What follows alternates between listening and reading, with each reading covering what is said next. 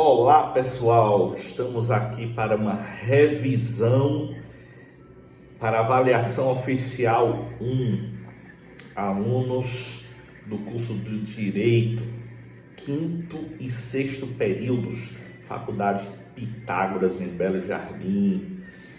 Pessoal, essa aula também, mais uma conversa, entre a gente. É também para quem quiser assistir, ainda que não estude, não curse Direito na Faculdade Pitágoras. Porém, aquela célebre frase, de sempre, que é aprender a fazer Direito, vem para Pitágoras. E aí, pessoal, vê só, eu vou falar aqui só o que eu acho mais relevante, mais importante, não só para a nossa avaliação, quanto para outras provas também, concursos, exame de ordem, que eu estou bem antenado. E aí eu vou trazer alguns assuntos para a gente. Vamos lá. Vamos falar de objetivo do direito penal. A gente sabe que é objetivo do direito penal proteger o quê? Os bens considerados mais relevantes, mais importantes para a sociedade, ok? E aí esses bens, eles são escolhidos a partir dos princípios, os princípios penais fundamentais, que são intervenção mínima, ultima ratio, adequação social e lesividade. Coloca na caixolinha aí esses 4 princípios que a gente já discorreu em aula, tá? Intervenção mínima, última ratio, adequação social e lesividade, tá bem? Importantíssimo, pessoal. A gente tem que ter na pontinha da língua, tá? Quanto às normas penais, quanto ao tipo penal em si, a gente sabe que elas podem ser incriminadoras, elas podem ser permissivas ou explicativas, certo?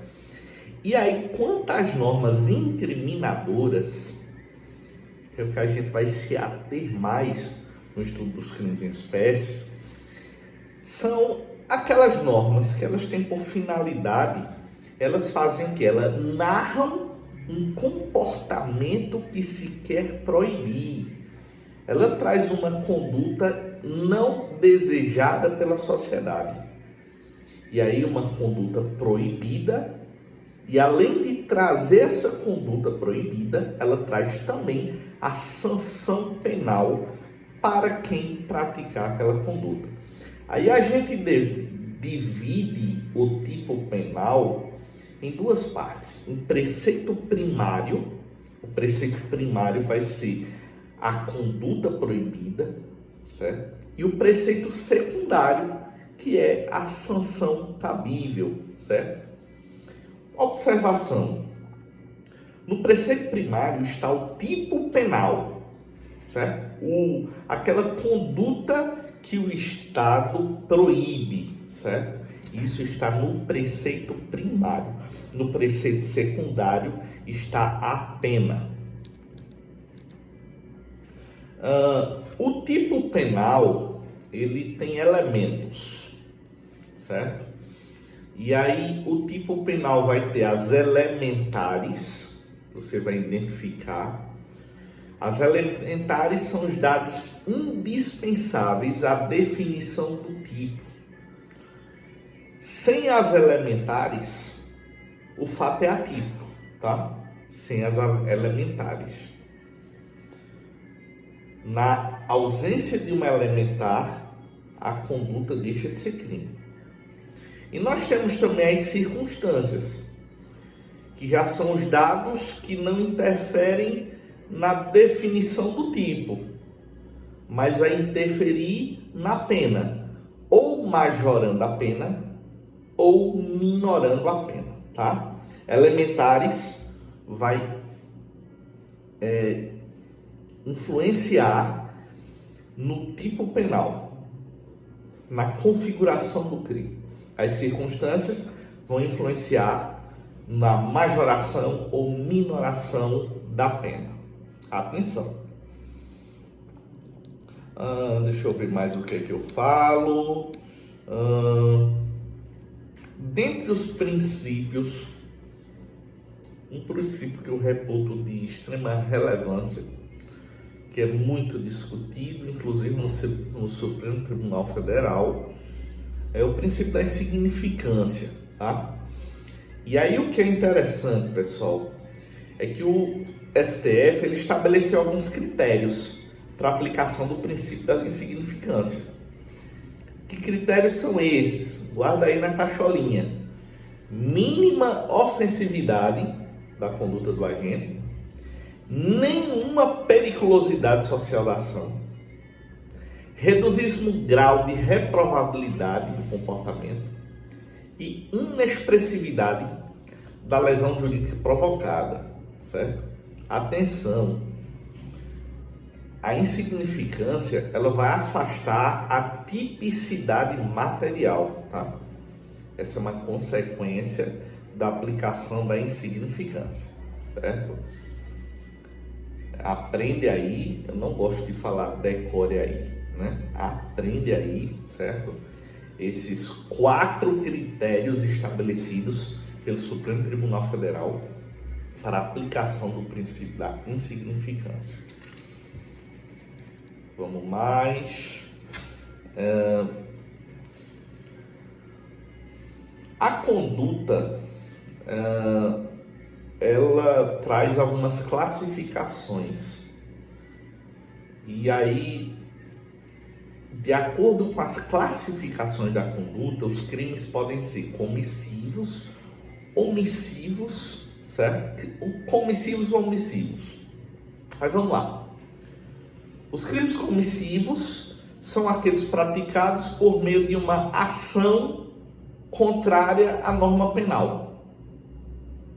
Há um agir do indivíduo e esse agir é contrário ao que consta no preceito primário do tipo, certo?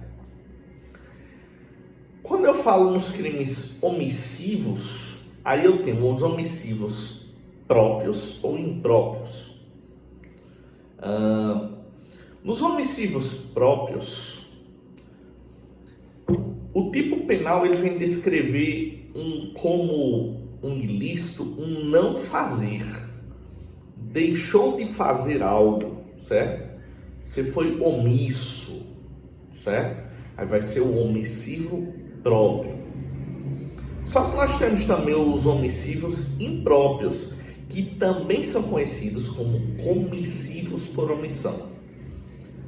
Eles não estão previstos na parte especial do Código Penal brasileiro, certo? Como delitos autônomos, mas são as hipóteses em que o sujeito tem o dever jurídico de evitar o resultado. E aí isso pode decorrer de lei, que estabeleça uma obrigação de cuidado, de proteção ou de vigilância, certo?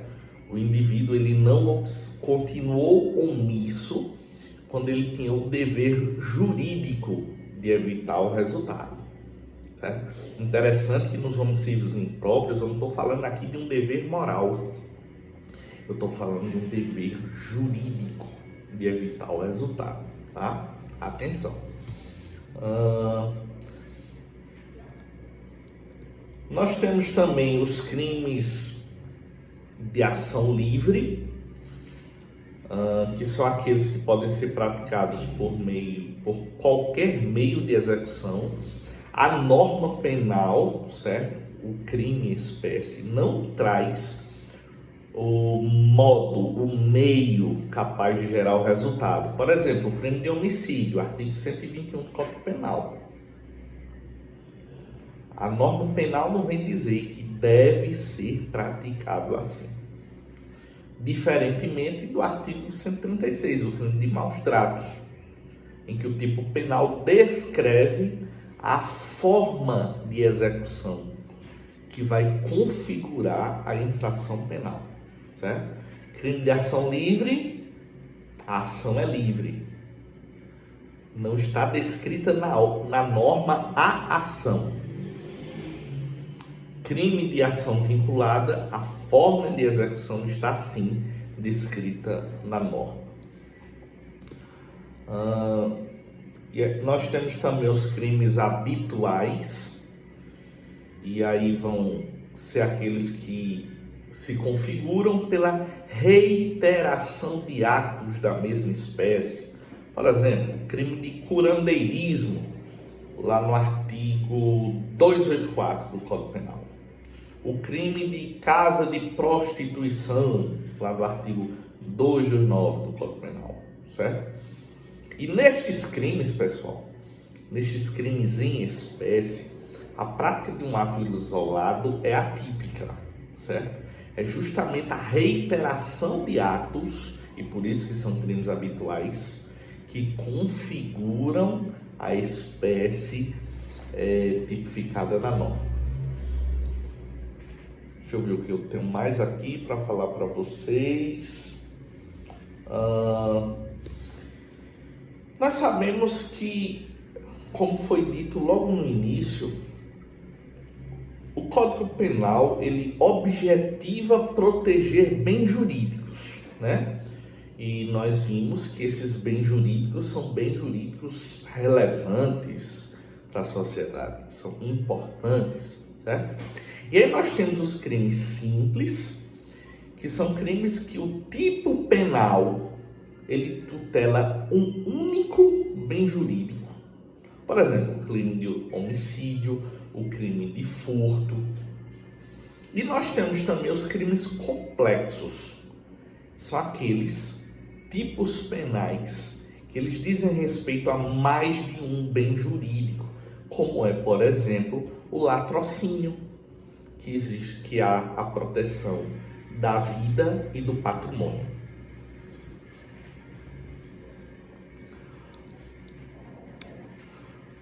Temos também os crimes de mão própria, certo? São aqueles crimes que eles descrevem, o tipo penal vem descrever a conduta que só pode ser realizada por uma única pessoa. E aí, interessante, fixem bem aí, anotem, tomem nota, certo? Que os crimes de mão própria não admitem coautoria. Por exemplo, o crime de autoaborto. A gestante é punida por praticar um ato abortivo em si mesma, certo? Porém, os crimes de mão própria admitem perfeitamente a participação. Por exemplo, o namorado que incentiva a namorada grávida a tomar um medicamento abortivo, certo? Ele teve uma participação, certo, no crime. Embora não admitam coautoria, os crimes de mão própria admitem a participação. E aí, veja só, nós temos também os crimes dolosos, culposos e os preterdolosos, certo? Os crimes dolosos são aqueles que o agente quer o resultado ou mesmo assume o risco de que aquele resultado se concretize, se produza. Nos crimes culposos, nós temos aqueles crimes em que o resultado ele não foi inicialmente desejado pelo agente, certo? Então, o crime decorreu de imprudência, negligência ou imperícia. Porém, atenção maior, porque é o que mais cai nas provas, para os crimes preterdolosos. Porque eu estou tratando aqui de crimes híbridos, em que a lei descreve uma conduta que ela se inicia de forma dolosa, porém ela se agrava para um resultado culposo. Por exemplo, a lesão corporal seguida de morte. O agente não tinha a intenção de provocar o resultado mais gravoso. E aí ele inicia de forma dolosa uma intenção de lesionar. Só que o resultado foi agravado. E aí a classificação nos diz que é um crime préter-doloso.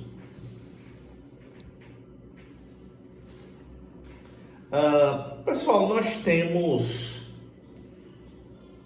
nós estudamos as infrações penais, tá? E quando a gente fala de infrações penais, é a norma lato sensu, né? A gente está falando da norma penal, tipo penal lato sensu, que nós temos os crimes, nós temos as contravenções penais e os crimes de menor potencial ofensivo. E aí, interessante, pessoal, que a gente fazer a diferenciação, principalmente, entre crime e contravenção. Porque no crime, certo? Nós vamos ter pena de reclusão ou detenção. Já na contravenção, a pena é só de prisão simples ou multa. No crime, a ação penal pode ser incondicionada, condicionada ou privada. Na contravenção, a ação penal será incondicionada. Na contravenção, tá? Ação penal incondicionada. Ponto final. Nos crimes, não. É que vai ter a opção ainda de ser condicionada ou até mesmo privada. Quando eu falo de crime, admite-se que puna a tentativa. Já na contravenção, não se pune a tentativa. Quando eu falo de crime, se pune os crimes dentro e fora do território nacional. É o princípio da extraterritorialidade. Princípio esse que não se aplica quanto às contravenções. Nas contravenções somente se pune a conduta dentro do território nacional. Ok, pessoal? Atenção para essas diferenças entre crime e contravenção penal. Continuando, chegamos ao crime espécie e estupro, certo? E aí já estamos chegando ao final não dessa aula, mas dessa conversa. Vê só, gente, essa conversa até informal, né? A gente trocando aqui algumas dicas, né? Para facilitar, né? A gente chegou ao nosso objetivo, né? Fazer uma avaliação de alto nível e com bom rendimento dos alunos. Nós temos no artigo 213 o crime de estupro, que é constranger alguém, pronto. O núcleo do tipo penal é o quê? Constranger, certo? É o núcleo do tipo penal. Constranger alguém. Aí ele traz o meio, mediante violência ou grave ameaça.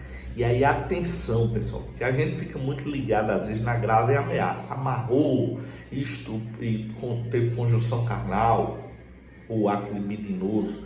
Mas tem a questão da grave ameaça também, certo? Ou você se relaciona sexualmente comigo, ou eu vou fazer uma promessa de mal injusto, certo?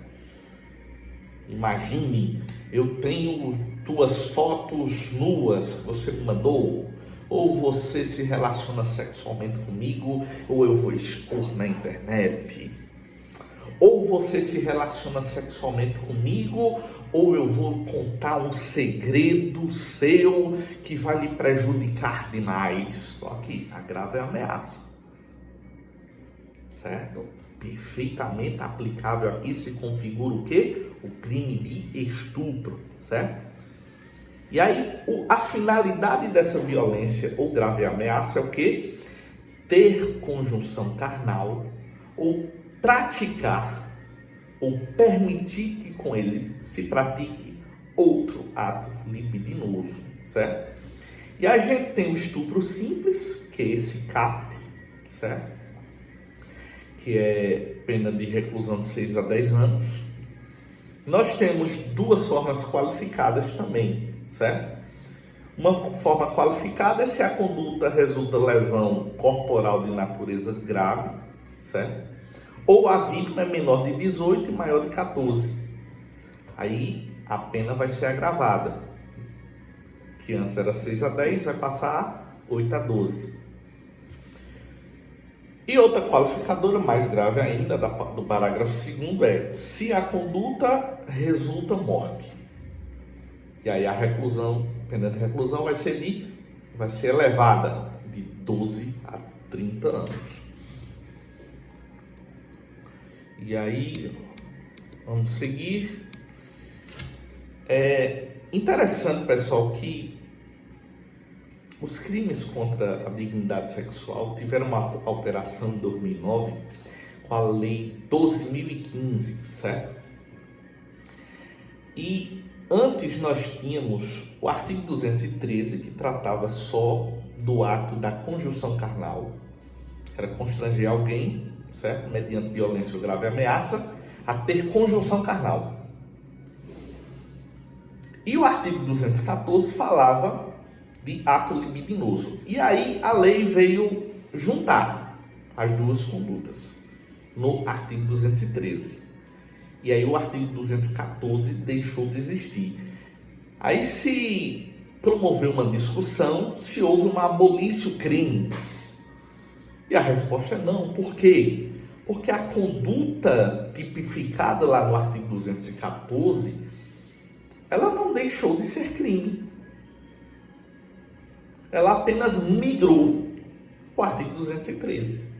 Ela continua sendo uma conduta descrita como indesejada pela sociedade, protegendo um bem jurídico relevante para a sociedade. Ela foi por 213. A conduta não deixou de ser crime, certo? É importante registrar, certo? Porque por mais eu considerar absurda que seja essa questão, mas pode cair em prova e você estará ciente, certo? Seguindo aqui, outra questão é, pronto, a gente tem duas condutas agora, certo? No 213, a conjunção carnal e o ato libidinoso, certo? E se o sujeito cometer as duas condutas? Aí vem o Superior Tribunal de Justiça, o STJ, firmou entendimento que se trata de um tipo criminal único, certo? É um tipo criminal único, certo? O do 213, certo? Atenção, isso cai muito em provas, certo? Se perguntar na questão, digo, é um tipo criminal único, não é um tipo criminal alternativo, tá? É um tipo criminal único.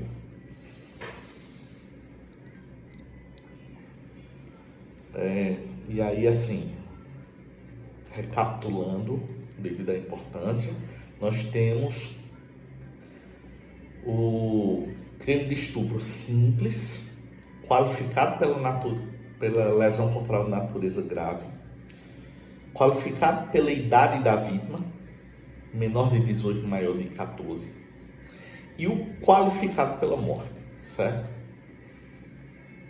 todas estas espécies de estupro previstas no artigo 213, todas essas, trata-se de crimes hediondos.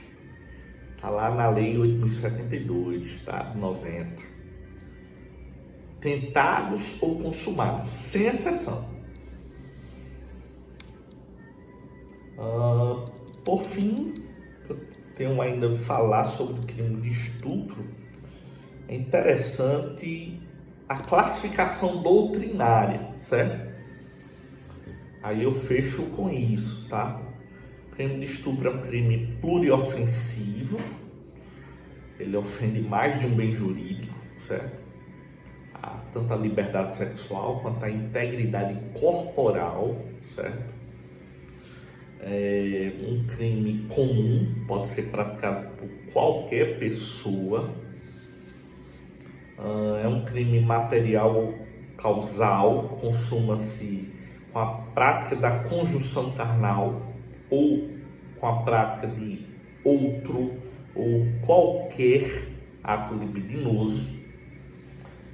É um crime de forma livre, admite qualquer meio de execução. É um crime instantâneo, certo?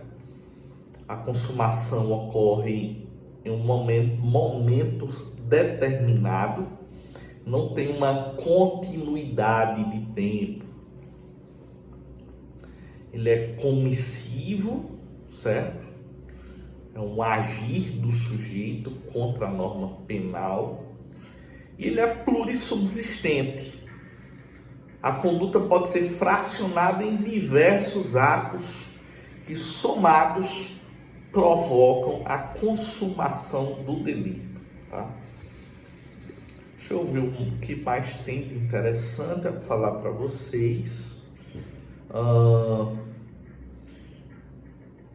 Gente, importantíssimo que eu falei, tá? O crime de estupro não é só mediante a violência. A violência é o que é mais tranquilo da gente configurar o crime, né? Em nossa análise. A questão complica mais um pouquinho quando vem a grave ameaça, que às vezes fica um pouco velada, escondida, e a gente não consegue identificar, certo? E aí a grave ameaça consiste em o quê? Obrigar a vítima a se relacionar em razão de quê? De ameaçar, expor a vítima, revelar um segredo da vítima, certo? Inclusive importante, gente, que muitas vezes o crime de estupro se configura, e principalmente em nossa realidade digital hoje, importantíssimo isso, viu? Sem sequer o criminoso e a vítima se tocarem. Tudo ser feito pelas telinhas, certo? Imagina a situação de que o criminoso ameaçando a vítima, que está do outro lado da tela, a fazer diversas coisas para a satisfação da lascívia dele. Por exemplo, eu estar obrigando a vítima do outro lado se relacionar com objetos, com coisas, certo? Configura sim o crime de estupro.